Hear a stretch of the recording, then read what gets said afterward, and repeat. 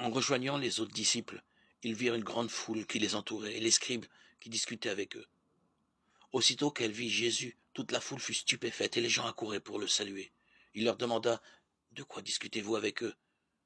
Un homme dans la foule lui répondit « Maître, je t'ai amené mon fils, il est possédé par un esprit qui le rend muet. Cet esprit s'empare de lui n'importe où. Il le jette par terre, l'enfant écume, grince des dents et devient tout raide. J'ai demandé à tes disciples d'expulser cet esprit, mais ils n'ont pas réussi. » Jésus leur dit « Génération incroyante, combien de temps devrais-je rester auprès de vous? Combien de temps devrais-je vous supporter? Amenez-le auprès de moi. » On l'amena auprès de lui. Dès qu'il vit Jésus, l'esprit secoua violemment l'enfant. Celui-ci tomba. Il se roulait par terre en écumant. Jésus interrogea le père. Combien y a-t-il de temps que cela lui arrive? Il répondit, depuis sa petite enfance, et souvent, il l'a même jeté dans le feu ou dans l'eau pour le faire périr. Mais si tu y peux quelque chose, viens à notre secours, par pitié pour nous.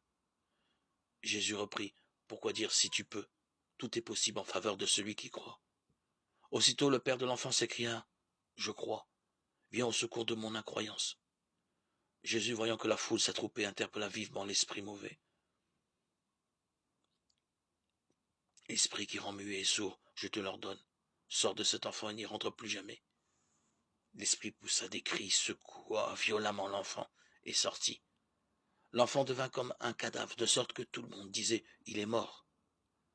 Mais Jésus, lui saisissant la main, le releva et il se mit debout.